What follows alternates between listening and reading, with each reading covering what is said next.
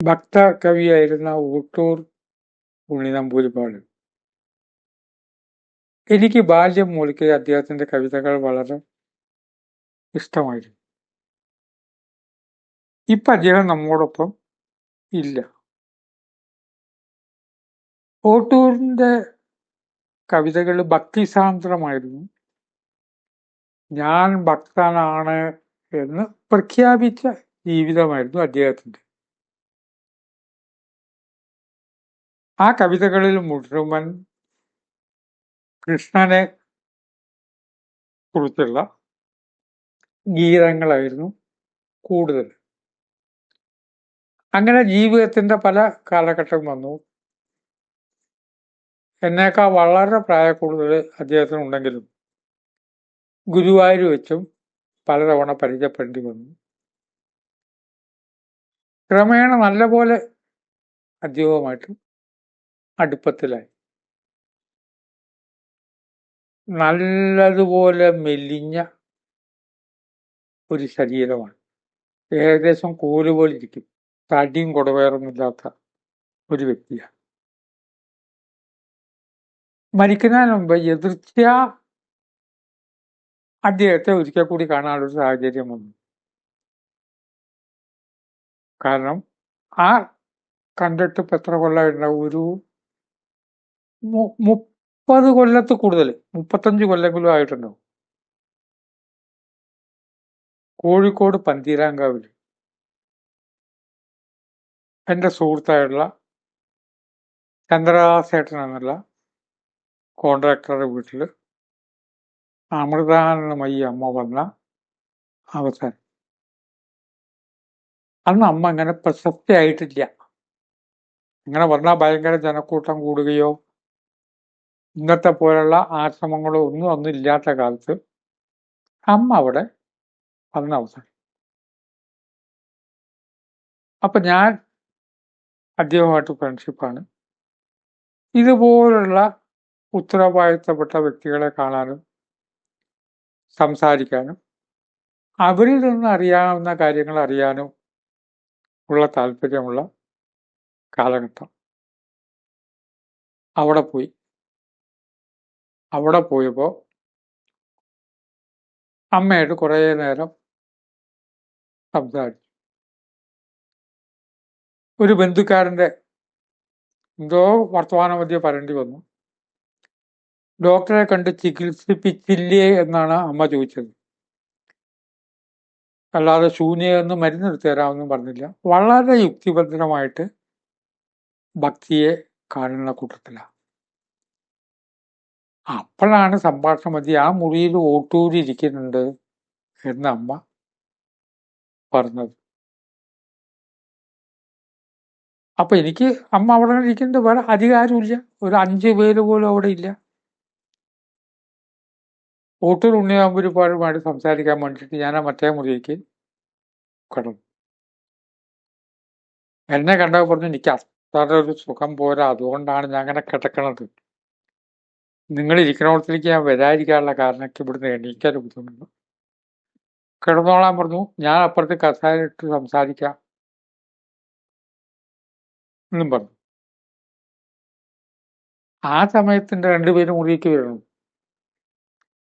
അവരവിടെ ഒന്ന് പരിങ്ങി. ഞാൻ ചോദിച്ചു എന്താന്ന് ചോദിച്ചു. അദ്ദേഹത്തിന്റെ പാദമൊന്ന് നമസ്കരിക്കാൻ വന്നാണ് ഓട്ടൂരിന്റെ. അപ്പൊ ഞാൻ ചിരിച്ചു. ഞാൻ അങ്ങനെ സാങ്ഷൻ ആക്കണ മാതിരി കൈകൊണ്ട് അടച്ചു. നമസ്കരിച്ചോളാൻ പറഞ്ഞു. അവര് നമസ്കരിച്ച് പോയി. അങ്ങനെ ഇദ്ദേഹം സംസാരിക്കുമ്പോൾ ഏത് ഭക്തിയെ കുറിച്ച് പറയുമ്പോഴും വളരെ നല്ല ഫലിതം പറയാൻ അദ്ദേഹത്തിന് കഴിയും. നിലവാരമുള്ള ഫലിതം അത് അദ്ദേഹത്തിന്റെ കവിതകളിലും ഉണ്ട്. ഭക്തകവി എന്നൊക്കെ നമ്മൾ പറഞ്ഞാലും അതിൽ മുഴുവൻ തിളങ്ങി നിൽക്കുന്നത് ആലോചനാമൃതമായിട്ടുള്ള ഒരു ഫലിതം അതിലുണ്ട്. ഫലിതം എന്ന് പറഞ്ഞാൽ 2ാം തരമല്ല. ഫലിതം എന്ന് പറഞ്ഞാൽ ഫലിക്കുന്നതെന്നർത്ഥം. നമ്മൾ തെറ്റിദ്ധരിക്കണം. ഈ മരുന്ന് ഫലിക്കട്ടോ എന്ന് പറഞ്ഞാൽ എന്താ ഫലിക്കുന്നത്?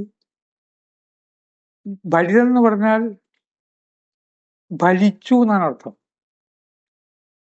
കുമാരനാശാൻ ഫലിത കവിയാണെന്ന് പറഞ്ഞാൽ കുഴപ്പമൊന്നുമില്ല. പക്ഷെ പെട്ടെന്ന് ആളുകൾക്ക് ഈ അർത്ഥം മനസ്സിലാക്കാൻ ബുദ്ധിമുട്ടായതുകൊണ്ട് ഇങ്ങനെ പറയാതിരിക്കും വേണം.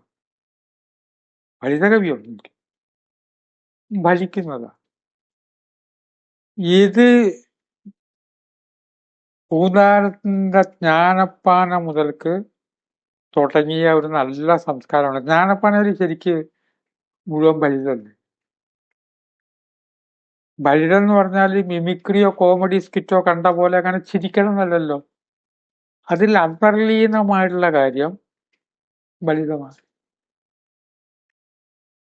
കുറേ കാര്യങ്ങൾ പഠനത്തിന്റെ ഇടയ്ക്ക് ഇദ്ദേഹം ഒന്ന് തള്ളി എന്നോട് നിങ്ങൾക്കറിയോ,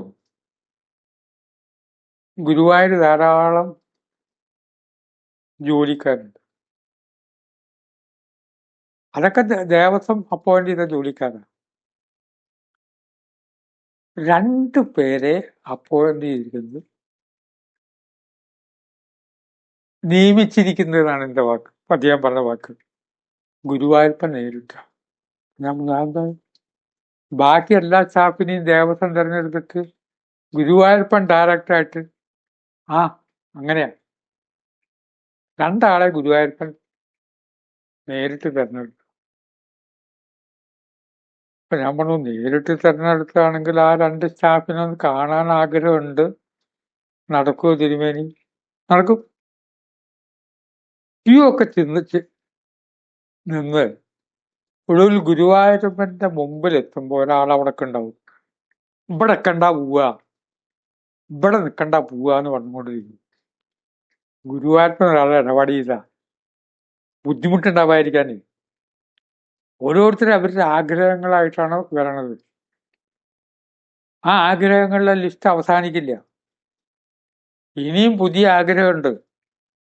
അപ്പൊ കണ്ട ഉടനെ ഗുരുവായൂരപ്പൻ അപ്പന്റെ അപ്പോയിന്റ് ചെയ്ത നിക്കണ്ട മാറുക എന്ന് പറയണു. അത് ഗുരുവായൂരപ്പൻ നിയമിച്ചതാണ്.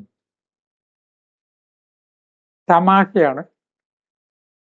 പക്ഷെ തമാശ അല്ലാത്തൊരർത്ഥം അതിലുണ്ട്. പിന്നീട് പലയിടത്തിലും എനിക്ക് ഇഷ്ടപ്പെട്ട ദേവാലയങ്ങളിലൊക്കെ പോകുമ്പോൾ മാറുക എന്ന് പറയാൻ ഒരാളില്ലെങ്കിൽ നടക്കില്ല. ക്യൂവിലെ ആളുകൾക്കൊക്കെ വന്ന് പോകണമെന്നുണ്ടെങ്കിൽ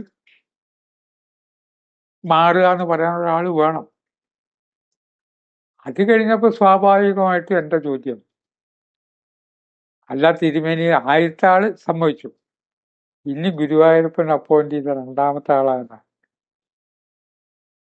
2ാമത്തെ ആള് കല്യാണം കഴിക്കാൻ വധൂവരന്മാർ വരും, മാലയിടുക, താലി കെട്ടുക, ഇതെല്ലാം പറയും. കണ്ടിട്ടില്ലേ? കണ്ടിട്ടുണ്ട്. കല്യാണം അവിടെ വെച്ചായിരുന്നു. നമ്മുടെ ഗുരുവായൂർ വെച്ചായിരുന്നില്ല, വധുവിന്റെ വീട്ടിൽ വെച്ചായിരുന്നു. എല്ലാവരും കഴിഞ്ഞിട്ട് ഒരു അനുഗ്രഹമുണ്ട്, കേട്ടിട്ടുണ്ടോ? ഞാൻ പറഞ്ഞു, എന്താ അനുഗ്രഹം? കേട്ടിട്ടില്ല. പല സംസ്കൃത പ്രയോഗത്താണ്. ഇദ്ദേഹം തമാശ പറയട്ടതൊക്കെ. ഇനി വട്ടം തിരിഞ്ഞോളുക, അതങ്ങോട്ട് വലിക്കും. ഗുരുവായൂരപ്പൻ പറയപ്പിക്കുന്ന പിന്നെ ജീവിതം മുഴുവൻ വട്ടം തിരിച്ചിലല്ലേ. കല്യാണം കഴിച്ചാലും വട്ടം തിരിയല്ലേ, കഴിച്ചില്ലെങ്കിലും വട്ടം തിരിയല്ലേ. കല്യാണം കഴിച്ചാൽ ഭാര്യയായി, മക്കളായി, വീട് വേണം, ലോൺ എടുക്കണം, ലോൺ മടക്കി അടക്കണം, കുട്ടികളെ പഠിപ്പിക്കണം. ആകപ്പാടെ ജീവിതം എന്ന് പറഞ്ഞാൽ വട്ടം തിരിയലല്ലേ. പിന്നെ ഏതൊക്കെ തമാശകൾ അദ്ദേഹം അങ്ങനെ പറഞ്ഞുകൊണ്ടിരുന്നു, എല്ലാം എനിക്ക് ഓർമ്മയില്ല. അപ്പോഴേക്കും മുറിയിലേക്ക് വേറെ ചില സുഹൃത്തുക്കളും വന്നു. ഞങ്ങള് അമ്മ ഇരിക്കുന്ന അവിടേക്ക് ഇദ്ദേഹം കൂടെ വന്നു. വർഷങ്ങൾ കഴിഞ്ഞാലും ഈ 2 വരി, ഇവിടെ കണ്ട പോവുക എന്നുള്ള വരിയും ഇനി വട്ടം തിരിഞ്ഞോ എന്ന വരി ഫലിതം ഫലിക്കുന്നതാണല്ലോ. അതിങ്ങനെ ഹൃദയത്തിൽ കുത്തിവെച്ച പോലെ ഇടയ്ക്കിടയ്ക്ക് സ്വകാര്യ ജീവിതത്തിൽ ഇങ്ങനെ ആലോചിച്ച് ചിന്തിക്കുക. ആരോടൊന്നും പറയില്ല. ചിലർ ചില പ്രശ്നമൊക്കെ പറയുമ്പോൾ ഓട്ടൂരിന്റെ വരിക വട്ടം തിരിയലാണല്ലോ ജീവിതം എന്ന് തോന്നാറുണ്ട്. വെറുതെ ഇതൊന്ന് പ്രസന്റ് ചെയ്തു അല്ലാതെ വേറെ ലക്ഷ്യമൊന്നുമില്ല. എല്ലാവർക്കും നമസ്കാരം.